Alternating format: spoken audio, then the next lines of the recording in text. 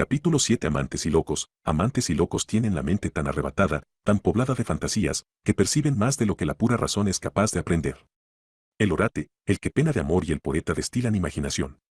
W. Shakespeare, El sueño de una noche de verano. Los simples poetas tienen la mente tan embotada como la de un sujeto ebrio, sumida siempre en la bruma, incapaces de ver o de juzgar las cosas con claridad. Para ser un eximio y cabal poeta, todo hombre necesitaría estar versado en varias ciencias, poseer una mente lógica, analítica y, en cierta medida, matemática. Ion Dryden, Notas y observaciones sobre la emperatriz de Marruecos, 1674. Los sabuesos tienen fama de ser formidables rastreadores. Se les deja olfatear una pista, un trozo de ropa perteneciente al sujeto buscado, sea un niño perdido o un recluso fugado de la cárcel, y luego, ladrando, toman alegre y decididamente la senda que corresponde. Los perros y muchos otros animales de caza tienen esta aptitud natural extraordinariamente desarrollada. El rastro, propiamente dicho, contiene una huella olfativa, un olor. Este no es más que la percepción de una determinada molécula, en el caso que nos ocupa una molécula orgánica. Para poder seguir un rastro, el sabueso debe percibir la diferencia de olor contenido, como hemos dicho, en una determinada molécula del organismo, entre el sujeto objeto de búsqueda y un vastísimo y activo trasfondo de otras moléculas, algunas pertenecientes a otros individuos que han seguido idéntica senda, a los que hay que sumar los componentes de la propia expedición de rastreo, y otras de diversos animales, entre los que debe incluirse el propio sabueso. El número de moléculas que desprende un hombre que camina es relativamente pequeño, lo que no impide que incluso cuando el rastro se ha enfriado, como es el caso cuando han transcurrido varias horas desde la desaparición del sujeto buscado, el sabueso pueda seguir la pista sin dificultad. Esta formidable aptitud de ciertos canes implica una detección olfativa extremadamente sensible, función que, como vimos con anterioridad, también los insectos llevan a cabo con notable eficacia. Pero lo que más asombra en el perro sabueso, y lo que al mismo tiempo le confiere peculiaridad frente al insecto, es la amplitud de su gama olfativa, su aptitud para identificar un olor entre muchos, cada uno de ellos sumido en un mar de múltiples aromas. El sabueso lleva a efecto una compleja catalogación de la estructura molecular, selecciona la molécula de que se trata entre un riquísimo muestrario molecular previamente olfateado, y, lo que es más, apenas necesita un minuto para registrar el olor en cuestión, que luego recordará por un largo periodo de tiempo. Al parecer, la identificación olfativa de cada molécula la llevan a cabo unos receptores nasales sensibles a determinados grupos funcionales, o partes, de moléculas orgánicas. Un receptor puede ser sensible al CO, otro al NH2, etc. C es el símbolo del carbono, H del hidrógeno, O del oxígeno y N del nitrógeno. Según parece, las diferentes cadenas secundarias y elementos accesorios de las moléculas compuestas se adhieren a diferentes receptores moleculares de la mucosa nasal, y los detectores correspondientes a todos los grupos funcionales se combinan para conformar una especie de imagen olfativa global de la molécula. Se trata de un mecanismo sensorial en extremo perfeccionado. A este respecto, cabe decir que el más avanzado dispositivo de esta especie concebido por el hombre, o sea el cromatógrafo de gases / espectógrafo de masas, carece, por regla general, de la sensibilidad y la capacidad selectiva del sabueso, por más que se hayan dado notables avances en este campo tecnológico. El sistema olfativo de los animales ha llegado a su actual grado de perfeccionamiento merced a una serie de exigencias del proceso de selección. La rápida detección de un espécimen del mismo grupo, de un depredador o de una presa es cuestión de vida o muerte para la especie. El sentido del olfato emerge en una fase temprana y, ciertamente, es muy posible que buena parte de la evolución primigenia por encima del nivel del armazón neural se viera espoleada por las demandas del proceso selectivo con objeto de facilitar la detección molecular a que hemos aludido. Así, los característicos bulbos olfativos del cerebro, véase la figura de la ilustración 5, se cuentan entre los primeros componentes del neocórtex que registra la historia de la vida del planeta. Herrick, con buen criterio, llamó al sistema límbico, rinencéfalo, o cerebro olfativo. El sentido del olfato no está, ni con mucho, tan desarrollado en los hombres como en los sabuesos. A pesar de nuestra masa cerebral, poseemos unos bulbos olfativos más pequeños que los de muchos animales. Por otra parte, es obvio que el olfato desempeña un papel de poco relieve en nuestra vida cotidiana. Un individuo corriente solo alcanza a distinguir una menguada gama de olores. Pese al reducido número de olores que forman el repertorio olfativo del hombre, nuestras descripciones verbales y conocimiento analítico del olfato son en extremo pobres. Nuestra respuesta ante un olor determinado poco tiene que ver, a tenor de nuestra propia percepción, con la estructura tridimensional de la molécula causante de dicho olor. La olfacción es una compleja labor cognoscitiva que nos es dado realizar, dentro de unos límites, con notable precisión, pero que en el mejor de los casos no acertamos a describir más que muy someramente y de forma insuficiente. Y pienso que si el perro sabueso pudiera hablar, pasaría por el mismo apurado trance que nosotros para describir los detalles de una tarea que lleva a cabo con suma perfección. De la misma manera que los perros y muchos otros animales se valen primordialmente del olfato para penetrar en su entorno físico, en el hombre es la vista el conducto básico por el que nos llega la información del exterior. La sensibilidad y capacidad diferenciadora del ojo humano son por lo menos tan asombrosas como las facultades olfativas de los lebreles. Podemos, por ejemplo, distinguir una cara de otra. Las personas observadoras son capaces de diferenciar decenas, centenares y hasta miles de rostros. Por ejemplo, el Identikit, muy utilizado por la Interpol y la policía de muchos países de Occidente, es capaz de reconstruir más de 10.000 millones de rostros distintos. El valor de esta aptitud de cara a la supervivencia es evidente, en especial referida a nuestros antecesores. Pero, pensemos por un instante cuán difícil nos resulta proceder a la descripción verbal de unas caras que reconoceríamos sin dificultad. Por lo común, los testigos procesales suelen ofrecer pésimas descripciones de un individuo al que vieron o conocieron fugazmente, en cambio, cuando se lo ponen por delante, lo identifican con singular facilidad. El hecho es que, a pesar de los errores de identificación que sin duda se han dado, los tribunales aceptan de mil amores el testimonio de una persona adulta acerca de los rasgos físicos de un sujeto dado. Para comprobar esta facilidad innata basta pensar en la presteza con que reconocemos a una celebridad entre un tropel de gente o en la manera en que salta a la vista nuestro nombre cuando aparece reseñado en una nutrida lista no ordenada por orden alfabético. El hombre y otros animales poseen notables facultades cognitivas y un elevado índice de percepción de datos que, sencillamente, superan la conciencia verbal y analítica que tantos de nosotros consideramos como el único patrimonio digno de ser tenido en cuenta. A menudo se alude a esta obra clase de conocimiento integrado por nuestras percepciones y cogniciones no verbales con el término de intuitivo, que no es lo mismo que innato, pues nadie nace con un repertorio de rostros impreso en el cerebro. En mi opinión, dicho vocablo refleja una ambigua irritación ante la incapacidad de comprender de qué forma accedemos a este conocimiento. Pero lo cierto es que la historia del conocimiento intuitivo es sumamente dilatada, y si tomamos en cuenta la información contenida en el material genético, se remonta nada menos que al origen de la vida. El otro modo de conocimiento de que disponemos, y que con tan malos ojos contempla en Occidente la existencia del conocimiento intuitivo, es una adición evolutiva muy moderna. El discurso racional que formulamos solo de palabra y que entraña, por ejemplo, el uso de oraciones completas, no tiene probablemente más que unas decenas o centenares de miles de años. Muchas personas son, en su vida consciente, casi completamente racionales y otras muchas casi del todo intuitivas. Unos y otros se denostan sin reparar apenas en el valor recíproco de ambas clases de conocimiento. Calificativos como embrollado o amoral constituyen, tal vez, las más ponderadas y corteses de tales recriminaciones. ¿Por qué dos modos de pensamiento precisos y complementarios tienen tan pocas concomitancias entre sí? Los primeros indicios de que ambos se hallan localizados en la corteza cerebral nos vienen dados por el estudio de las lesiones cerebrales a consecuencia de heridas o golpes fortísimos en los lóbulos temporal y parietal del hemisferio izquierdo del neocórtex. La víctima suele tener dificultades para leer, escribir, hablar y realizar operaciones aritméticas. Las mismas o parecidas lesiones en el hemisferio derecho mermarían la visión tridimensional, el reconocimiento de formas y contornos, las facultades musicales, el razonamiento holístico 23. La identificación facial reside básicamente en el hemisferio derecho, y quienes afirman, jamás olvido una cara, realizan un reconocimiento de configuración sobre el lado derecho. En la práctica, las lesiones del lóbulo parietal derecho en ciertos casos incapacitan al paciente para reconocer su propia imagen en el espejo o en una fotografía. Estas observaciones indican de forma inequívoca, o poco menos, que las funciones que llamamos racionales se localizan principalmente en el hemisferio izquierdo y las que consideramos intuitivas en el derecho. Los últimos y más significativos experimentos llevados a cabo en este contexto son obra de Roger Sperry y su equipo de colaboradores del Instituto Tecnológico de California. De cara al tratamiento de los casos agudos de epilepsia gran mal, en la que el paciente sufre ataques prácticamente ininterrumpidos, tanto como 2 por hora, procedieron al seccionamiento del cuerpo calloso, el principal haz de fibras nerviosas que comunican los hemisferios derecho e izquierdo del neocórtex, véase figura en la ilustración 35.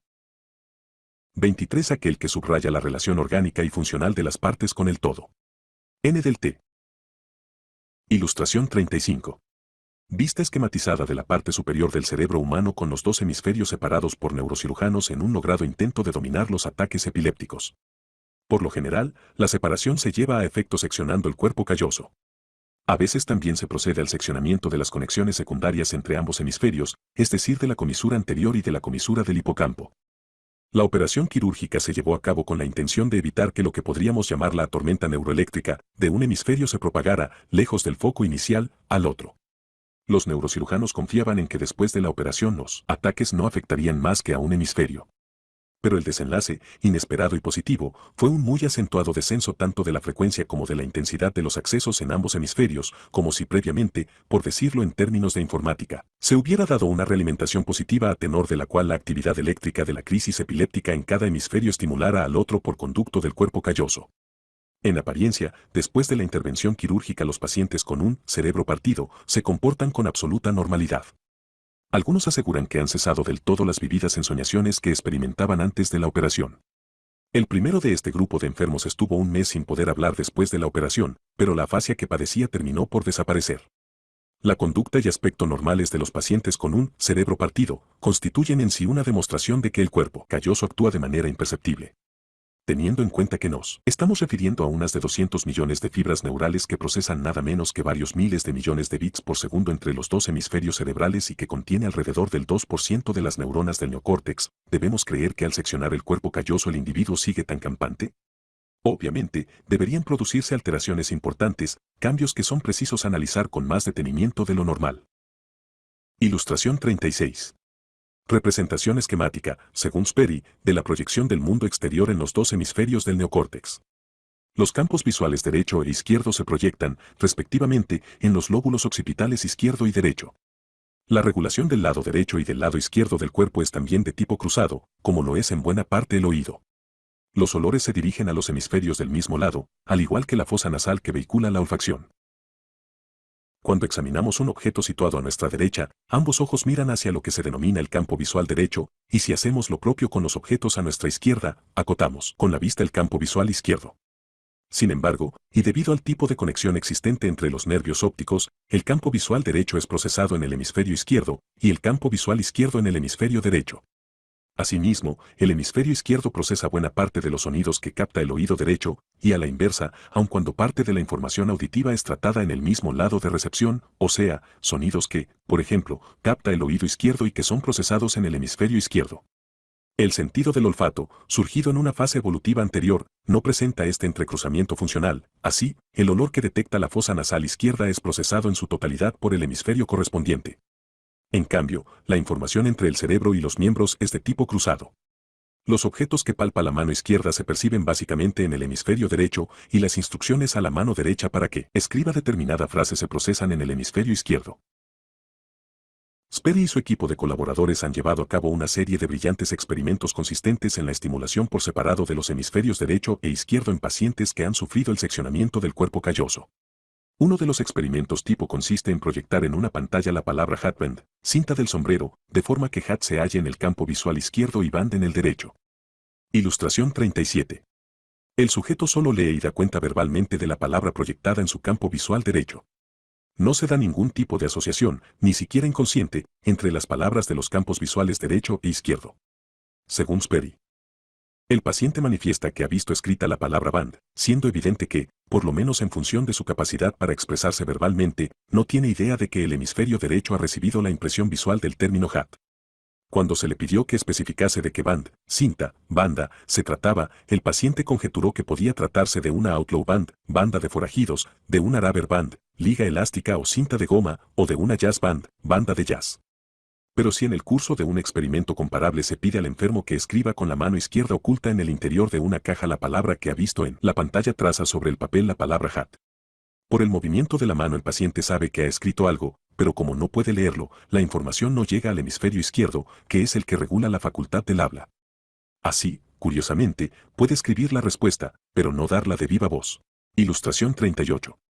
Un paciente al que le ha sido seccionado el cuerpo calloso escribe correctamente, mejor con trazo normal que con letra de palo, utilizando la mano oculta, una palabra proyectada a su campo visual izquierdo. Pero al ser interpelado para que diga lo que ha escrito con la mano izquierda, da una respuesta totalmente incorrecta, cap. Según Neps y Sperry. Muchos otros experimentos arrojan resultados similares. En uno de ellos el paciente puede palpar con la mano izquierda unas letras sueltas de material plástico ocultas a la vista.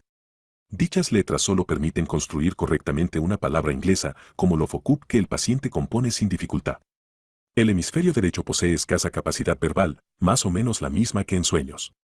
Así, el paciente, tras haber compuesto correctamente la palabra de referencia, no consigue indicar de palabra cuál es el término que ha formado. De ello parece deducirse que, en los pacientes de cerebro partido, cada hemisferio ignora por completo la información que el otro obtiene por separado. La inoperancia del hemisferio izquierdo en el plano de la representación geométrica es realmente asombrosa, como muestra claramente la ilustración de la ilustración 39. Un paciente del tipo mencionado y que escribía con la derecha, solo pudo trazar correctamente unas sencillas figuras geométricas utilizando la izquierda, o sea la mano inexperimentada. Parece que en el ámbito de la representación espacial o geométrica el hemisferio derecho solamente prevalece sobre el izquierdo en las tareas de tipo manual, dominio que desaparece cuando se trata de funciones geométricas que no requieren una coordinación entre mano, ojos y cerebro. Estas actividades manipulativas en el plano geométrico parecen localizarse en el lóbulo parietal del hemisferio derecho, en una región que, trasladada al hemisferio izquierdo, regula el uso del lenguaje. M.S. Gazzaniga, de la Universidad Estatal de Stony Brook, Nueva York, sugiere que esta especialización hemisférica acaece porque el lenguaje se desarrolla en el hemisferio izquierdo antes de que el niño adquiera suficiente pericia en las tareas manipulativas y en la visualización geométrica. Según este punto de vista, la especialización del hemisferio derecho en cuanto a competencia geométrica constituye una especialización por omisión, es decir, que la competencia del hemisferio izquierdo ha sido encausada o desviada hacia el lenguaje.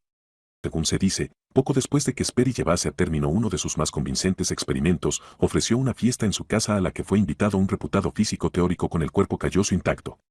El científico, hombre notorio por su sentido del humor, permaneció todo el tiempo escuchando atenta y calladamente las explicaciones de Sperry sobre los hallazgos obtenidos a raíz de los experimentos con los pacientes a que nos hemos referido. Al término de la velada los invitados empezaron a desfilar, y Sperry se situó junto a la puerta para despedir al último grupo. El físico tendió la mano derecha a Sperry y le dijo que había pasado una velada deliciosa. Luego, efectuando una especie de paso de baile, intercambió la posición de ambos pies, extendió la mano izquierda hacia el anfitrión y apostilló con voz reprimida y estridente, y también quiero que sepa que he estado aterrorizado por unas horas. Ilustración 39. Incapacidad relativa del hemisferio izquierdo para reproducir figuras geométricas. Según Gazzaniga. Cuando se dificulta la comunicación entre los dos hemisferios cerebrales, el propio paciente suele no hallar explicación a su proceder, evidenciándose aquello de que incluso si el sujeto habla con propiedad, puede muy bien ignorar la sustancia del tema de que trata. Compárese esta afirmación con la cita de Fedro transcrita al inicio de la introducción de este libro. La relativa independencia de actuación de los dos hemisferios se manifiesta en la vida cotidiana. Hemos hablado ya de la dificultad que entraña la descripción verbal de las complejas percepciones del hemisferio derecho. Al parecer, muchas actividades físicas complejas, como puede ser la práctica de un deporte, cuentan con una participación proporcionalmente exigua del hemisferio izquierdo. Por ejemplo, en el tenis, un buen truco para desbaratar el juego del contrario consiste en preguntarle en qué parte del mango de la raqueta coloca el pulgar. A menudo, la atención que el hemisferio izquierdo presta a dicha pregunta, aunque sea por un corto periodo de tiempo, consigue el objetivo buscado. Buena parte de las facultades musicales se regulan en el hemisferio derecho. Es de sobras conocido que hay individuos capaces de aprender de memoria una canción o una melodía musical sin tener idea alguna de cómo transcribirlas al papel pautado. Aplicando el caso al piano, podríamos aludir a este fenómeno diciendo que nuestros dedos, no nosotros, han aprendido de memoria la melodía en cuestión. A veces esta memorización reviste gran complejidad. No hace mucho, tuve el placer de asistir al ensayo de un concierto para piano aún no estrenado, interpretado por una importante orquesta sinfónica. En este tipo de ensayos, el director no suele tomar la partitura desde el primer compás para proceder luego hasta el final de la composición, sino que tanto por la pérdida de tiempo de ensayo que ello supondría como por la competencia profesional de los profesores de la orquesta, se concentra en los pasajes más difíciles. Una de las cosas que más me impresionó fue no solo que la solista se supiese de memoria toda la partitura, sino que además pudiese tocar a partir del compás que se le indicara con solo echar un rápido vistazo a la partitura. Esta envidiable retentiva es función conjunta de los dos hemisferios cerebrales. Es sumamente difícil memorizar una pieza musical nunca escuchada hasta el punto de poder acometer su ejecución a partir de un fragmento cualquiera de la composición.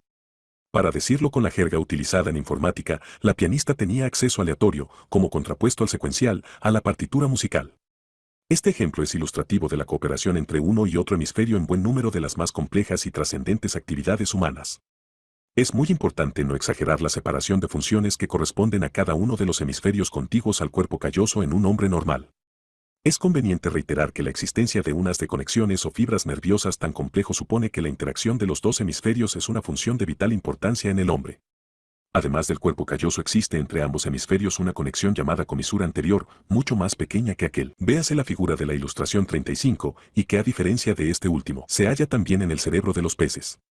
En los casos de pacientes a los que se ha seccionado el cuerpo calloso, respetando en cambio la comisura anterior, la información olfativa se transfiere siempre de un hemisferio al otro.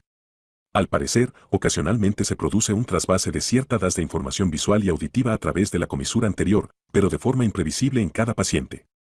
Los hallazgos derivados de tales experimentos están en sincronía con la anatomía y la evolución, la comisura anterior, y también la comisura del hipocampo, véase la figura de la ilustración 35, ocupa una zona más interior que el cuerpo calloso y transfiere información a la corteza límbica y, quizá, a otros componentes más primitivos del cerebro. En el hombre se da una interesante disociación entre las facultades musicales y las facultades de expresión oral. Los enfermos que padecen lesiones del lóbulo temporal derecho o que han sufrido hemisferioctomías del lado derecho, tienen muy limitadas sus facultades musicales, pero no así su capacidad verbal, sobre todo cuando se trata de identificar y recordar melodías. De todos modos, su dolencia no les impide leer una partitura, lo cual es perfectamente congruente con la separación de funciones antes señalada. La memorización y captación de la música presupone el reconocimiento de ciertas configuraciones auditivas y una disposición de tipo holístico más que analítico. Existen indicios de que la poesía es, en parte, una función del hemisferio derecho. Se han dado casos en que el paciente ha empezado a escribir poemas por vez primera a raíz de la afasia provocada por una lesión del hemisferio cerebral izquierdo. Pero, a buen seguro, ello no pasaría de ser, en palabras de Dryden, más que mera poesía. Por otro lado, parece que el hemisferio derecho es incapaz de componer rimas. La separación o lateralización de la función cortical fue un hallazgo que siguió a una serie de experimentos con pacientes que padecían lesiones cerebrales. Sin embargo, es importante demostrar que las conclusiones derivadas de estos casos también son aplicables a las personas normales. Gazzaniga ha llevado a cabo experimentos con individuos que no padecen lesiones cerebrales, a los que se proyecta una palabra, la mitad en el campo visual derecho y la otra mitad en el izquierdo, como en el caso de los pacientes con el cerebro partido, y luego se supervisa la reconstrucción de la misma. Los resultados obtenidos indican que en el cerebro normal el hemisferio derecho apenas interviene en el procesamiento del lenguaje, pero a través del cuerpo calloso transmite lo que observa al hemisferio izquierdo, donde se recompone la palabra completa. Gazzaniga halló también que un paciente con el cuerpo calloso seccionado poseía un hemisferio derecho asombrosamente dotado en materia lingüística. Sin embargo, debe tenerse en cuenta que este enfermo había padecido de muy niño un trastorno cerebral orgánico en la región temporal parietal del hemisferio izquierdo, y ya hemos dicho que las lesiones cerebrales acaecidas durante los 2 primeros años de vida del individuo, pero no más allá de este lapso, pueden provocar una redistribución de las funciones cerebrales. Roberto Ornstein y David Gallin, del Instituto Neuropsiquiátrico Langley Porter de San Francisco, afirman que a medida que los individuos normales pasan de una actividad intelectual analítica a otra sintética, la actividad cerebral que registra el electroencefalograma de los hemisferios cerebrales correspondientes varía en concordancia con las previsiones, o sea, que cuando un sujeto realiza, por ejemplo, operaciones aritméticas de memoria, el hemisferio derecho exhibe el ritmo alfa, característico de un hemisferio cerebral inactivo. En el caso de que este resultado se confirmase, estaríamos frente a un notable hallazgo. Ornstein ofrece una interesante analogía para explicar por qué motivo, por lo menos en Occidente, hemos establecido tantos contactos con las funciones del hemisferio izquierdo y tan pocas con el derecho. Según indica, nuestro conocimiento de la función que corresponde al hemisferio derecho viene a ser algo así como nuestra capacidad para observar las estrellas con luz diurna. El fulgor del sol es tal que las estrellas son invisibles, pese al hecho de que permanecen día y noche en el firmamento. Solo cuando se pone el sol podemos vislumbrarlas. Asimismo, el fulgor de nuestras adquisiciones evolutivas más recientes, es decir, de las facultades verbales reguladas por el hemisferio izquierdo, empaña el conocimiento de las funciones del hemisferio derecho, donde se localiza el pensamiento intuitivo, que a buen seguro constituyó para nuestros antepasados el principal instrumento de percepción externa 24. El hemisferio izquierdo procesa la información de forma secuencial, mientras que el hemisferio derecho lo hace simultáneamente, conectando con diversas fuentes de información a la vez. Por decirlo en el lenguaje de los computadores, el hemisferio izquierdo funciona en un régimen de transferencia en serie y el derecho lo hace en 24. Suele decirse de la marihuana que potencia nuestra apreciación y facultades en el orden musical, de la danza, el arte, el reconocimiento de configuraciones y signos y la receptividad de la comunicación de carácter no verbal. Que yo sepa, nunca se ha dicho de esta droga que mejore la capacidad para leer y comprender a Ludwig Wittgenstein o Immanuel Kant, calcular la resistencia de los puentes o computar las transformaciones de Laplace. A menudo, el sujeto incluso tiene dificultad para plasmar sus ideas por escrito de una manera coherente. Me pregunto si, más que intensificar, los cannabinoles, ingredientes activos de la marihuana, no se limitan a anular la actividad del hemisferio derecho y permitir el encendido de las luces de la imaginación. Puede que este sea, también, el objetivo de los estados de meditación que preconizan muchas religiones orientales. Paralelo. El hemisferio izquierdo viene a ser un computador digital y el derecho un ordenador analógico. Sperry indicó que la separación de funciones en los dos hemisferios es consecuencia de una incompatibilidad básica.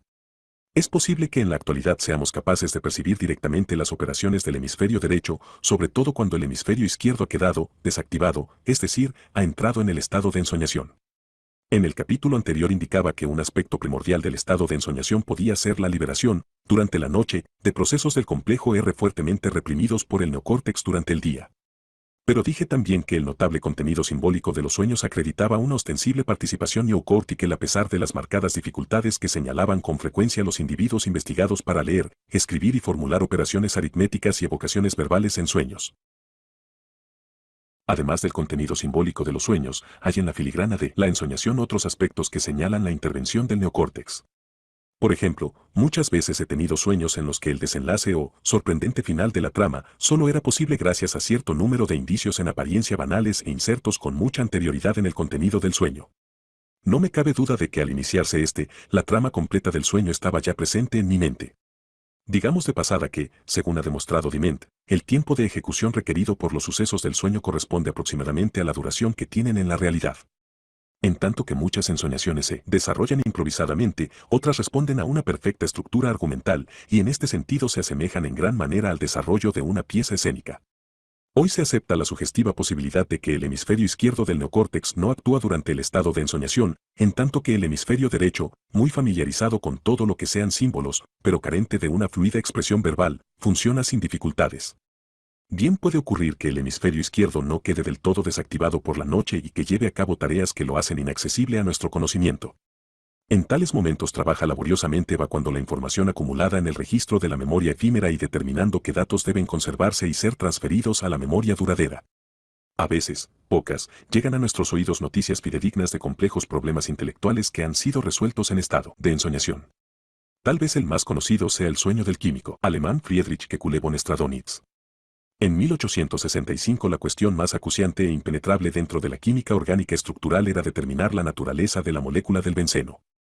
Partiendo de sus propiedades, se había llegado a deducir la estructura de diversas moléculas orgánicas simples, que en todos los casos resultó ser lineal, es decir, formada por cadenas de átomos dispuestos en sentido rectilíneo. Según cuenta el propio Kekulé, un día en que viajaba adormilado en un tranvía tirado por caballos tuvo como un sueño en el que aparecían tiras de átomos moviéndose al ritmo de una danza. De repente, la cola de la cadena de átomos se unió por sí sola a la cabeza y dibujó un círculo que giraba lentamente.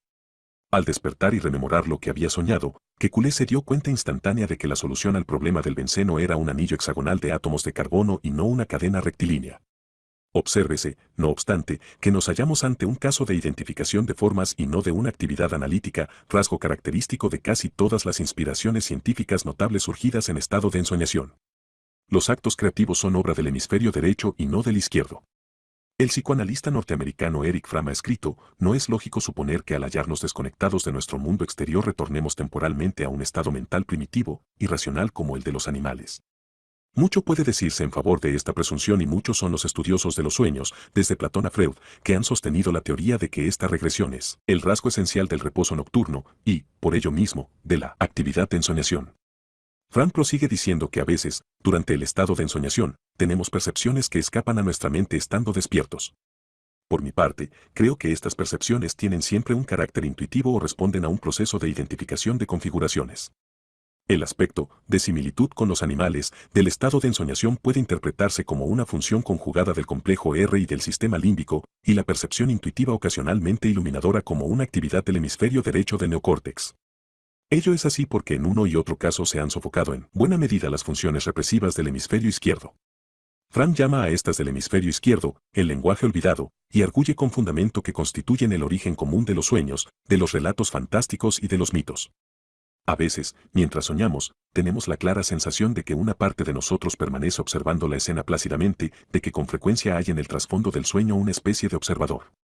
Es esta parte de nuestra mente, que actúa de centinela, en ocasiones en mitad de una pesadilla, la que nos dice, no es más que un sueño.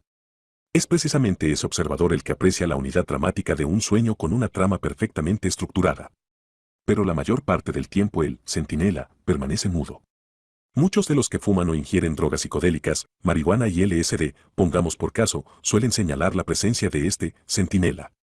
Las experiencias con LSD pueden ser pavorosas y varios comunicantes me han asegurado que, en el caso del LSD, la diferencia entre la cordura y la insania depende por completo de la presencia continuada de este centinela, una pequeña y silenciosa porción de la mente en estado consciente.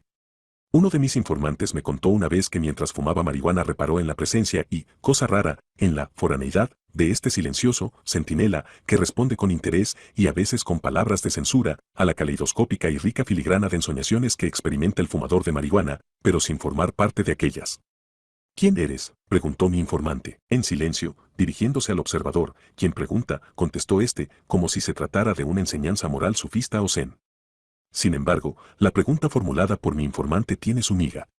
Yo me atrevería a indicar que el pretendido observador es un reflejo de las facultades críticas asentadas en el hemisferio izquierdo y que si bien se manifiesta con mucha más intensidad en las fantasías psicodélicas que en los sueños, está presente hasta cierto punto en ambos. Sin embargo, la primitiva réplica del observador al interpelante, quien pregunta, sigue sin hallar respuesta. Tal vez se trate de otro componente del hemisferio cerebral izquierdo.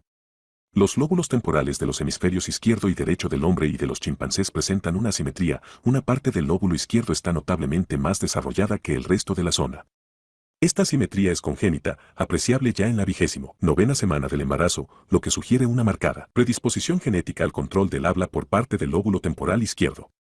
Sin embargo, los niños que padecen lesiones en dicho lóbulo pueden, en el primero y segundo año de vida, transferir sin menoscabo todas las funciones del habla a la porción equivalente del hemisferio derecho. En una edad más avanzada, esta sustitución de funciones es imposible. Por otro lado, se observa en los niños de corta edad una lateralización de la conducta. El oído derecho capta mejor la palabra viva, y el izquierdo aquello que no se expresa oralmente, constante que se da también en el adulto. Asimismo, por término medio, los niños de corta edad suelen dedicar más tiempo a contemplar los objetos situados a su derecha que no los mismos objetos colocados a su izquierda. Asimismo, para obtener una respuesta precisamos elevar más la voz si le hablamos al oído izquierdo que no si lo hacemos al derecho. Si bien hasta el momento no se ha detectado esta ni parecida asimetría en el cerebro o en la conducta de los simios, los resultados obtenidos por Dusen, véase capítulo 5, sugieren que en los primates superiores se da, probablemente, un cierto grado de lateralización, en tanto que los lóbulos del mono común, Rhesus, no presentan vestigio alguno de asimetría. Uno se siente inclinado a pensar que, como en el hombre, las facultades lingüísticas del chimpancé se regulan en el lóbulo temporal izquierdo.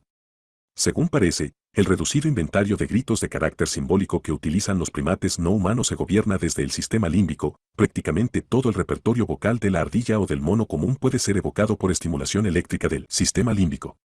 El habla humana se regula en el neocórtex. De ahí, se infiere que uno de los pasos esenciales en la evolución del hombre debió ser el trasvase del control del habla desde el sistema límbico a los lóbulos temporales del neocórtex, transición de la comunicación a través del instinto a la comunicación por conducto de un proceso analítico.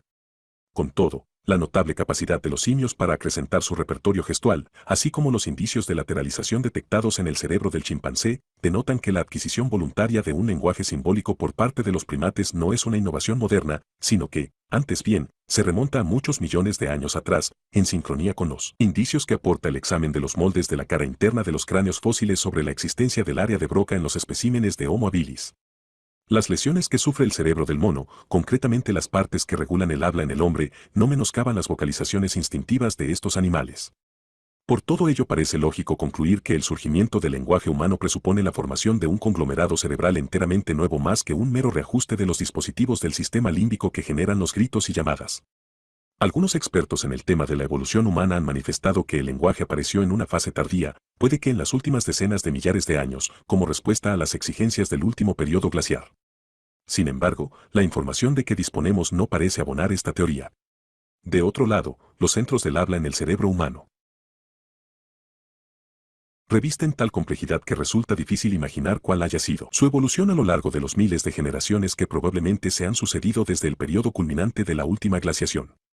Los indicios de que disponemos parecen indicar que los antecesores del hombre en la Tierra hace varias decenas de millones de años poseían un neocórtex, con la salvedad de que los hemisferios derecho e izquierdo llevaban a cabo funciones comparables y redundantes. Desde entonces, la postura erecta, el uso de herramientas y el lenguaje han sido factores que se han dado impulso mutuo. Así, un pequeño progreso en la facultad de expresión oral se traducía en una mejora progresiva de las hachas de mano, y a la inversa. parece que el correspondiente proceso de cerebración se ha producido previa especialización de uno de los dos hemisferios en el pensamiento analítico. Dicho sea de paso, la primitiva redundancia o duplicación funcional ha sido aplicada con sutileza al diseño de computadores. Así, los técnicos que protectaron la memoria electrónica a bordo del módulo de descenso, Lander, del Viking, sin tener idea de la neuroanatomía de la corteza cerebral, acoplaron dos computadores iguales y programados exactamente del mismo modo. Sin embargo, en razón a su complejidad, no tardaron en emerger las diferencias entre uno y otro. Antes de que tuviera lugar la toma de contacto con la superficie de Marte, los computadores fueron sometidos desde la Tierra a un test de inteligencia. Para ello se utilizó un computador mejor dotado. Después del mismo, se procedió a inutilizar al ordenador con un coeficiente más bajo. Pues bien, tal vez el proceso evolutivo del hombre haya discurrido por cauces similares y nuestras tan preciadas facultades analíticas se hallen localizadas en el otro cerebro, aquel no del todo competente en la generación de pensamiento intuitivo. La evolución se vale a menudo de esta estrategia. En todo caso, la práctica evolutiva normal de incrementar la cantidad de información genética a medida que los organismos ganan en complejidad, se manifiesta en la duplicación de parte del material genético, dejando que proceda luego la lenta especialización de funciones de los componentes redundantes. Casi todas las lenguas muestran una polaridad, una marcada preferencia por todo lo relacionado con el costado derecho. El término derecho se equipara a la legalidad, conducta correcta, elevados principios morales, energía y masculinidad, mientras que la palabra izquierda es sinónimo de cobardía, debilidad, objetivos turbios, malevolencia y feminidad. En inglés, por ejemplo, abundan los términos relacionados con right, como rectitud, corrección, prioridad, rectify, rectificar, enderezar, enmendar, raiches, recto, probo, virtuoso, honrado, justo, right hand man, ser el brazo derecho de alguien, dexterity, destreza, maña, habilidad, edroit, diestro, hábil, listo, voz derivada del francés adroite, rights, derechos, como en derechos del hombre, y la expresión to be in his right mind, estar en sus cabales o en su sano juicio. Incluso el vocablo ambidextres significa, apurando el sentido, dos manos derechas. En el otro lado, y en sentido literal, tenemos el término sinister, casi la misma palabra latina que traduce izquierda, aunque con significado primordial de siniestro, funesto, aciago, gauche, torpe, desmañado, que en francés significa exactamente izquierda, gouki, desgarbado, desmañado, torpe, gauche, palurdo, bobo, y left-handed complement, falso halago. En ruso, la palabra izquierda se traduce por nalevo, que además significa furtivo, subrepticio o clandestino. En italiano, mancino, uno de los vocablos que significa izquierda, significa también engañoso, falso, falaz. Tampoco hablamos de una declaración de izquierdos en el sentido con que aludimos a una declaración de derechos. Según una versión etimológica, left derivaría de lygt, término anglosajón que significa débil, endeble, enclenque, enfermizo y también sin valor, inútil, inservible. Right en sentido legal, como un acto concorde con las normas sociales, legítimo, justo, y right en un sentido lógico, como contrapuesto a erróneo, exacto, acertado, correcto, son también dos acepciones harto comunes en muchas lenguas. El empleo que en política se hace de los términos derechas e izquierdas parece remontarse al momento histórico en que surge una fuerza política popular como contrapeso al estamento nobiliario. Los nobles se situaban a la derecha del rey y los advenedizos del otro extremo, los capitalistas, a su izquierda. Los nobles se situaban a la derecha del monarca porque éste, a su vez, era el noble más encumbrado y porque su lado derecho era la posición de privilegio. En la teología ocurre lo que en política, como evidencia la frase, a la derecha de Dios Padre. Podría aducirse multitud de ejemplos que demuestran la existencia de un nexo entre right y strat, derecho, recto, seguido 25. En el español hablado en México no se dice todo seguido, strateged, sino todo derecho o siempre recto, right. Los negros norteamericanos usan del right on, adelante, para significar aprobación, a menudo en conexión con sentimientos de exaltación o apasionamiento por una idea. En la actualidad, dentro del inglés coloquial, el término strat se emplea con el significado de convencional, correcto o apropiado. En ruso, right, derecho. 25. Me pregunto si tendrá algún relieve el hecho de que, por ejemplo, el latín, el alemán y las lenguas eslavas se escriban de izquierda a derecha. Los habitantes de la antigua Grecia escribían en Vostropedon, imitando los surcos del arado, es decir, de derecha a izquierda, con el siguiente renglón de izquierda a derecha. Recto, correcto, etc., se traduce por bravo, palabra emparentada con pravda que significa auténtico, verdadero, true. En muchos idiomas la palabra true tiene una segunda acepción como certero, preciso. Así, se dice en inglés, his and was true, tenía buena puntería. El test Stanford Binet, que mide el coeficiente intelectual de un individuo, trata hasta cierto punto de calibrar la función tanto del hemisferio derecho como del izquierdo. Para determinar el valor de las funciones del hemisferio derecho en algunos tests se pide al sujeto que adivine la figura que resulta de desplegar una hoja de papel que ha sido doblada varias veces y recortada con unas tijeras, o bien se le pide que calcule a ojo el número de unidades que integran un montón de piezas de madera, algunas de las cuales están ocultas a la vista. Aunque los creadores del test Stanford Binet consideran que estas cuestiones de concepción espacial son muy útiles para determinar la inteligencia de los niños, parece que su valor disminuye progresivamente cuando se trata de fijar el coeficiente intelectual de adolescentes y adultos. Desde luego, en estas evaluaciones es escaso el margen que se reserva al calibrado de los elementos intuitivos. Tampoco nos sorprende que los tests de inteligencia se polaricen marcadamente hacia el hemisferio izquierdo. La intensidad de los prejuicios en favor del hemisferio izquierdo y de la mano derecha se me antoja una especie de guerra en la que el bando que ha vencido por estrecho margen rebautiza las partes contendientes y los temas más candentes de la vida nacional de forma que las generaciones futuras no vacilen un solo instante a la hora de decidir dónde radica la lealtad bien entendida. Cuando el partido de Lenin no era más que un grupúsculo en el panorama político de su país, él lo llamó partido bolchevique, que en ruso significa partido de la mayoría. La oposición, dócilmente y dando pruebas de soberana estupidez, aceptó para sí la denominación de mencheviques o a partido de la minoría y en el lapso de un decenio llegó a ser, efectivamente, minoritario. Asimismo, en las asociaciones que por doquier suscitan los términos derecha e izquierda, apunta un rencoroso antagonismo que tuvo su origen en los albores de la historia de la humanidad 26.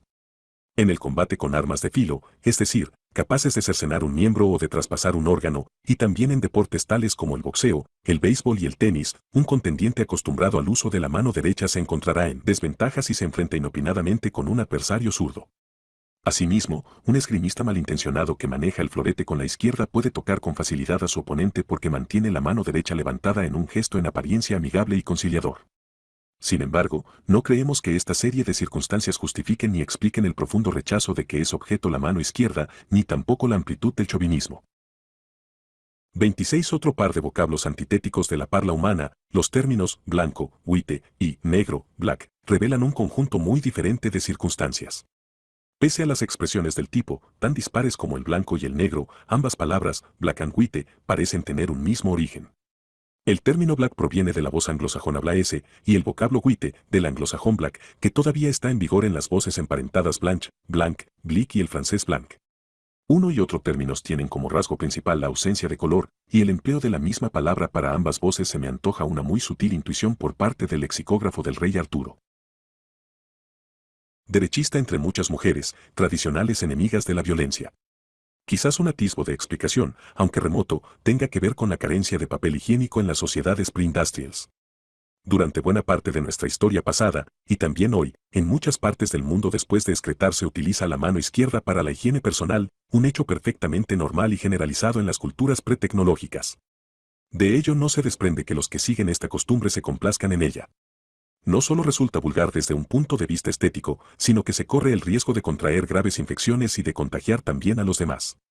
La precaución más elemental es la de saludar y comer con la otra mano. En las sociedades pretecnológicas la mano izquierda se utilizaba casi sin excepción para los usodichos menesteres higiénicos y la derecha para el saludo y la ingestión de alimentos. El quebrantamiento ocasional de esta convención social se miraba, cosa comprensible, con verdadero horror y, así, los niños que contravenían la norma acuñada respecto al recto uso de las manos eran severamente castigados. En los países occidentales son muchas las personas de edad que todavía recuerdan las rígidas prohibiciones que limitaban el uso de la mano izquierda, aunque solo fuera para tomar un objeto. Pienso que esta explicación puede servir para aclarar el porqué de la virulencia contra todo lo que guarde relación con la izquierda, así como la autocomplaciente ampulosidad de que se dota, a modo de mecanismo defensivo, a todo lo vinculado con la derecha, actitud generalizada en una sociedad donde la mayoría de sus componentes se valen de la mano diestra. Con todo, la explicación no aclara por qué inicialmente se prefirió la mano derecha a la izquierda para el desempeño de estas funciones concretas. Cabría arguir que, estadísticamente, hay una probabilidad sobre 2 de que las funciones higiénicas sean relegadas a la mano izquierda. Pero en tal caso parece obligado inferir que una sociedad de cada 2 debería mostrar una actitud ponderada hacia todo lo que guarde relación con la izquierda y, sin embargo, este tipo de sociedades parecen ser, de hecho, inexistentes. En una sociedad donde la mayoría de la gente utiliza la mano derecha, las tareas que exigen cierta precisión, como la ingestión de alimentos o el manejo de un arma en combate, se encomendarían a la mano favorita y, por exclusión, las funciones de tipo higiénico se abandonarían a la mano zurda. Sin embargo, ello tampoco explica por qué la sociedad se decanta por el uso de la mano derecha. En su más estricto sentido, hay que buscar la explicación en otra parte. No existe una relación directa entre la mano que uno prefiere utilizar para la mayoría de las tareas y el hemisferio cerebral que regula el habla, lo que no impide que buen número de los que utilizan la mano izquierda puedan tener los centros de expresión oral en el hemisferio izquierdo, extremo este muy controvertido. Sin embargo, se estima que la predisposición al uso de una mano determinada tiene que ver con la lateralización cerebral. Existen indicios de que los zurdos experimentan más dificultades que los que utilizan la derecha en ciertas funciones privativas del hemisferio izquierdo, tales como la lectura, la escritura, el habla y la realización de operaciones aritméticas.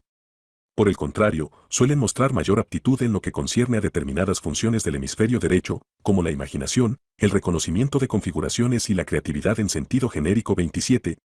Algunos indicios sugieren que tal vez se da en el ser humano una polarización de índole genética que predispone al uso de la mano derecha. Así, el número de cordoncillos que se observan en las huellas digitales de los fetos durante el tercero y cuarto mes del embarazo es mayor en la mano derecha que en la izquierda, y esta preponderancia persiste a lo largo de la vida intrauterina y en la fase postnatal. Se ha podido obtener información sobre la tendencia en el uso de las manos por parte de los australopitecos mediante el análisis de cráneos fósiles de babuinos que fueron fracturados con palos de hueso o con garrotes por estos primeros parientes del hombre. Raymond Dark, descubridor de los fósiles de australopitecos, llegó a la conclusión de que alrededor del 20% de ellos utilizaban la mano izquierda, porcentaje que se corresponde, poco más o menos, con el que se observa en el hombre actual. Por contra, mientras que otras especies animales suelen mostrar preferencia por una u otra pata, los australopitecos no se decantan específicamente ni por la derecha ni por la izquierda. 27 Según parece, los únicos presidentes zurdos que ha tenido Estados Unidos han sido Harry Truman y Gerald Ford. No estoy seguro de si ello se corresponde o no con la débil correlación que se ha querido ver entre la predisposición al uso de una determinada mano y la función hemisférica. Tal vez sea Leonardo da Vinci el ejemplo más preclaro de genio creativo entre los zurdos. Ilustración 40. Dos australopitecos robustos. Es posible que la mayoría de estos animales fueran predominantemente diestros, así como también el australopiteco grácil. Por lo que atañe al hombre, la diferenciación en el uso de la mano se remonta a un pasado muy lejano. Me pregunto si esta polaridad entre palabras etimológicamente relacionadas con las voces derecha e izquierda no es reflejo de la pugna entre lo racional y lo intuitivo, entre uno y otro hemisferio. El hemisferio verbal es el que controla el lado derecho, y aunque tal vez no posea tanta sutileza como el izquierdo, sí tiene, ciertamente, mejor prensa. El hemisferio izquierdo se muestra muy a la defensiva, por no decir extrañamente inseguro, en su relación con el hemisferio derecho, y si ello es así sospechamos que el criticismo verbal del pensamiento intuitivo se asienta en dudosas motivaciones. Por desdicha, todo induce a pensar que también el hemisferio derecho se muestra igualmente receloso hacia el izquierdo, recelos que, por supuesto, no expresa por la vía verbal. Admitiendo la validez de ambos métodos de pensamiento, el del hemisferio izquierdo y el del hemisferio derecho, debemos preguntarnos si resultan igualmente eficaces y útiles ante un cambio de circunstancias. No cabe duda de que el pensamiento intuitivo propio del hemisferio derecho es capaz de percibir configuraciones y nexos demasiado complejos para el hemisferio izquierdo, pero también puede detectar configuraciones donde no las hay. El pensamiento crítico y escéptico no es un rasgo distintivo del hemisferio derecho, y puede resultar que las teorías elaboradas exclusivamente por él, particularmente en circunstancias nuevas y difíciles, sean erróneas o paranoides. En una serie de experimentos llevados a cabo recientemente por Stuart Diamond, psicólogo del Colegio Universitario de Cardiff, Gales, se emplearon lentes de contacto especiales para proyectar películas a uno u otro hemisferio por separado. No hace falta decir que en un individuo normal la información recogida por un hemisferio se transmite al otro por conducto del cuerpo calloso. Los sujetos sometidos a experimentación tuvieron que clasificar diversas películas atendiendo al contenido emocional. Con ello se demostró que el hemisferio derecho tiene una tendencia manifiesta a ver el lado hostil, desagradable y hasta repelente de la vida. Los psicólogos de Cardiff descubrieron también que estando ambos hemisferios en actividad nuestras respuestas emocionales se asemejan en gran manera a las que ofrece el hemisferio izquierdo aisladamente. Parece que en la vida cotidiana el negativismo del hemisferio derecho se ve fuertemente compensado por el hemisferio izquierdo, que tiende a ver la vida de forma más despreocupada. De todos modos, una oscura y sospechosa inflexión emotiva parece ocultarse en el hemisferio derecho, lo que podría explicar hasta cierto punto el repudio que la parte de nuestra individualidad contenida en el hemisferio izquierdo manifiesta hacia la siniestra condición atribuida a la mano izquierda y al hemisferio derecho. Un paranoico puede llegar a pensar que existe una conspiración en su contra, o sea, que vislumbra ocultas y malévolas intenciones en sus amigos, asociados o en el propio gobierno, cuando en realidad dicha actitud antagónica es inexistente. Si realmente hubiera conspiración, el sujeto tal vez se mostraría angustiado en extremo, pero no por ello podría ser tachado de paranoico. A este respecto, la historia nos presenta el caso de James Forrestal, primer secretario de Defensa de los Estados Unidos. Concluida la Segunda Guerra Mundial, Forrestal tenía el convencimiento de que agentes secretos israelíes le seguían a todas partes. Los médicos, convencidos de lo absurdo de esta fijación, le declararon paranoico y le confinaron en la planta superior del Hospital Militar Walter Reed. Un buen día se arrojó al vacío y encontró la muerte, en parte debido a la inadecuada vigilancia del personal médico que le atendía, excesivamente respetuoso con uno de sus más prominentes conciudadanos. Más tarde se supo que, en efecto, Forrestal estaba sometido a vigilancia por agentes israelíes, a quienes preocupaba que el secretario de Estado pudiera suscribir un acuerdo secreto con los representantes de los países árabes. Aun cuando Forrestal estaba mentalmente enfermo, es indudable que la diagnosis de paranoia no contribuyó a mejorar su condición. En épocas de rápida transformación social aumenta el número de conspiraciones, tanto por parte de los que desean impulsar el cambio como por los defensores del statu quo, más por parte de los últimos que de los primeros, al menos en la historia política norteamericana de los últimos años. Creer en la existencia de una conspiración cuando no la hay es un síntoma de paranoia. Detectarla cuando existe realmente es prueba de salud mental. Un amigo mío suele decir, hoy, en Estados Unidos, si no estás un poco paranoico es que andas mal de la cabeza. Esta observación tiene valor universal. Es imposible determinar si las configuraciones detectadas por el hemisferio derecho son reales o imaginarias sin someterlas al escrutinio del hemisferio izquierdo. De otro lado, el pensamiento meramente crítico, sin percepciones creativas e intuitivas, sin la búsqueda de nuevas pautas, es completamente estéril y está condenado al fracaso. Para poder resolver problemas complejos en circunstancias cambiantes es precisa la actividad conjunta de los dos hemisferios cerebrales. La senda hacia el futuro pasa por el cuerpo calloso. Uno entre los muchos ejemplos de comportamiento diferenciado, producto de unas funciones cognitivas que también lo están, es la reacción normal ante la vista de la sangre. Muchos de nosotros nos sentimos afectados de alguna manera viendo a una persona sangrar copiosamente, e incluso los hay que pierden el conocimiento. Creo que la razón está muy clara. A lo largo del tiempo, hemos asociado nuestra propia pérdida de sangre con el dolor, el daño y la violación de nuestra integridad corporal, de aquí que nos sintamos condolidos o afectados al ver sangrar a otra persona. Nos hacemos solidarios de su dolor. Probablemente este sea el motivo de que en muchas sociedades humanas el color rojo se utilice para indicar peligro o en las señales de Stop 28, si el pigmento portador de oxígeno que tenemos en la sangre fuera de color verde, cosa no imposible desde el punto de vista bioquímico, todos consideraríamos que el verde es un indicador natural de peligro y nos sonreiríamos ante la idea de utilizar el rojo. Por otra parte, el médico reacciona de muy distinta manera a la vista de la sangre y se pregunta cuál es el órgano dañado, si hay hemorragia, si la sangre que fluye es venosa o arterial y si conviene o no aplicar un torniquete. Son estas funciones analíticas que competen al hemisferio izquierdo y que requieren procesos cognitivos analíticos más complejos que la mera asociación de la sangre con el dolor y, por supuesto, de valor mucho más práctico.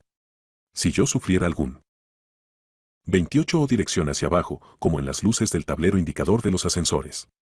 Nuestros antepasados arbóreos tenían que andar con sumo cuidado en eso del descenso. Daño, preferiría tener a mi lado un médico competente al que una larga experiencia ha familiarizado con la vista de la sangre que no estar en compañía de un amigo que siente en el alma lo ocurrido pero que sufre un desmayo viendo cómo me desangro. No cabe duda de que este último tendrá poderosas motivaciones para no causar daño a otra persona, pero será el médico quien preste ayuda eficaz en caso de que sobrevenga el daño. En una especie animal idealmente estructurada, estas diferentes actitudes coincidirían simultáneamente en un solo individuo, como de hecho sucede con muchos de nosotros. Por más que uno y otro modo de pensamiento posean un grado muy diverso de complejidad, tienen un valor complementario de cara a la supervivencia. Un ejemplo característico de la resistencia que a veces opone el pensamiento intuitivo a las netas conclusiones del pensamiento analítico lo tenemos en la opinión de H. Lawrence sobre la naturaleza de la luna. Me da lo mismo que me digan que la luna es una roca inerte en el firmamento. Yo sé positivamente que no lo es. Por supuesto, la luna es más que una roca inerte en el firmamento. Es hermosa, tiene connotaciones románticas, es causa de mareas y hasta puede que, en última instancia, sea el factor que condiciona el ciclo menstrual de la mujer. Pero es innegable que uno de sus rasgos es, precisamente, el ser una roca inerte en el cielo. El pensamiento intuitivo se desenvuelve a sus anchas en los dominios en los que hemos tenido experiencia personal de tipo evolucionista, pero en parcelas tan nuevas como la determinación de la naturaleza de los objetos celestes más cercanos a la Tierra, el razonamiento intuitivo debe mostrarse más cauto en sus aserciones y dispuesto a acomodarse a las percepciones que el pensamiento racional arrebata a la naturaleza. Por la misma razón, los procesos del pensamiento racional no constituyen fines en sí mismos, sino que deben entenderse en el contexto más amplio del bienestar humano. La naturaleza y la orientación del empeño racional y analítico deberían estar determinados en buena parte por las implicaciones humanas fundamentales tal como nos son reveladas por el conocimiento intuitivo. En cierto modo, la ciencia puede ser definida como el pensamiento paranoide aplicado a la naturaleza. En efecto, andamos a la búsqueda de conspiraciones naturales, de nexos entre hechos aparentemente dispares. Nuestro objetivo no es otro que abstraer configuraciones o modelos de la naturaleza, pensamiento del hemisferio derecho, pero muchas de las pautas propuestas no se corresponden en la práctica con la realidad de estos hechos. De aquí la conveniencia de someter todos los criterios avanzados al sedazo del análisis crítico, pensamiento del hemisferio izquierdo. La búsqueda de configuraciones sin análisis crítico y la ostentación de un rígido escepticismo sin la búsqueda de configuraciones son las antípodas de una ciencia incompleta. La búsqueda efectiva del saber requiere la concurrencia de ambas funciones. En la actualidad, el cálculo matemático, la física newtoniana y la óptica geométrica, todos ellos inferidos de argumentos esencialmente geométricos, se enseñan y demuestran en gran parte en base a razonamientos analíticos. El hemisferio derecho interviene más en el aspecto creativo de la física y de la matemática que en la enseñanza de dichas disciplinas. Lo mismo ocurre hoy en el terreno de las grandes formulaciones científicas, generalmente intuitivas y expuestas en los artículos científicos, también por norma, mediante argumentos analíticos lineales. Nada anómalo hay en ello. Por el contrario, así es como debe ser. Los actos creativos son en buena medida resultado de los componentes del hemisferio derecho, pero los razonamientos sobre la validez del resultado son, primordialmente, funciones del hemisferio izquierdo. Una de las más formidables intuiciones de Albert Einstein, de capital importancia para la teoría de la relatividad general, fue la de que la gravitación podía ser entendida asignando el valor cero al tensor contraído de Riemann-Christoffel. Pero este argumento solo fue aceptado porque era posible determinar con detalle las consecuencias matemáticas de la ecuación, ver si sus predicciones diferían de las de la gravitación newtoniana y recurrir luego a la experimentación para observar de qué lado se inclinaba la naturaleza. En tres notables experimentos, la desviación de la luz estelar en las proximidades del Sol, el movimiento de la órbita de Mercurio, el planeta más cercano al astro, el corrimiento hacia el rojo, redshift, de las líneas espectrales por acción de un intenso campo gravitatorio estelar, la naturaleza se inclinó a favor de las teorías de Einstein. Pero de no haber mediado estos ensayos experimentales, muy pocos físicos hubiesen dado por buena la teoría de la relatividad general. Existen en el campo de la física numerosas hipótesis de valor y nivel intelectual comparables a las formuladas por Einstein que han sido rechazadas porque no consiguieron salir airosas de la confrontación con la vía experimental. Por mi parte, creo que la condición humana se vería muy beneficiada si esta pugna y afán de poner a prueba las hipótesis científicas y de otro género fuera una constante de nuestra vida social, política, económica, religiosa y cultural. No sé de ningún progreso científico notable que no requiera un gran acopio de datos de ambos hemisferios cerebrales. No puede decirse otro tanto del arte, campo en el que, manifiestamente, ningún observador, por capacitado, entregado y objetivo que sea, puede llevar a cabo experimentos que determinen a satisfacción de todos que muestras artísticas deben ser consideradas como obras maestras. Entre los centenares de ejemplos que se podrían aducir, cabe resaltar que los más destacados críticos, revistas y museos de arte de finales del siglo XIX y primeros del XX rechazaron de plano la corriente impresionista francesa. Pues bien, hoy estas mismas instituciones consideran a los artistas de esta tendencia auténticos maestros de la pintura. Tal vez dentro de un siglo el péndulo vuelva a oscilar hacia el otro lado.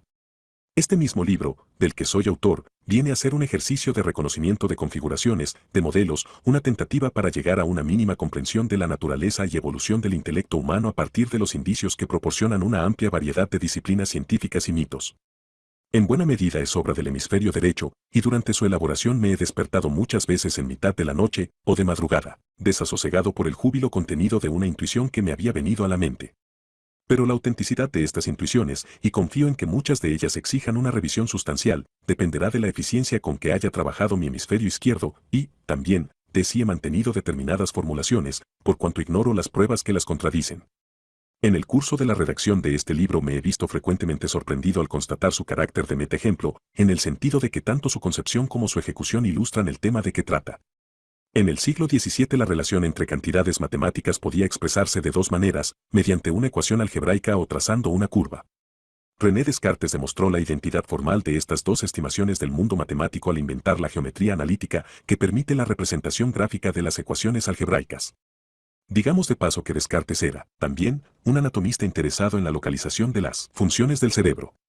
En la actualidad, la geometría analítica es una asignatura que se estudia en el bachillerato, pero en la época de referencia supuso una brillante aportación.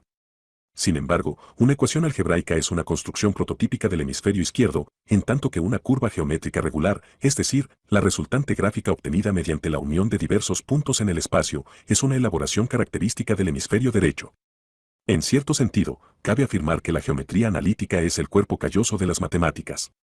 En la actualidad observamos que gran número de teorizaciones o bien se muestran antagónicas o bien acusan una evidente falta de interacción. En algunas importantes instancias suponen un enfrentamiento entre consideraciones o perspectivas del hemisferio izquierdo y del hemisferio derecho. Una vez más se echa desesperadamente en falta un nexo que, como en el caso de Descartes, relacione teorías en apariencia inconexas o antitéticas. Pienso que las actividades creativas más notables surgidas en nuestra cultura o en cualquier otra cultura humana anterior, códigos legales y éticos, arte y música, ciencia y técnica, fueron posibles merced a la acción conjunta de los hemisferios cerebrales derecho e izquierdo. Esos actos creativos, aun cuando se produzcan raras veces o correspondan solo al empeño de unos pocos, han contribuido a transformar el hombre y el mundo. Bien podría decirse que la cultura humana es la función por excelencia del cuerpo calloso.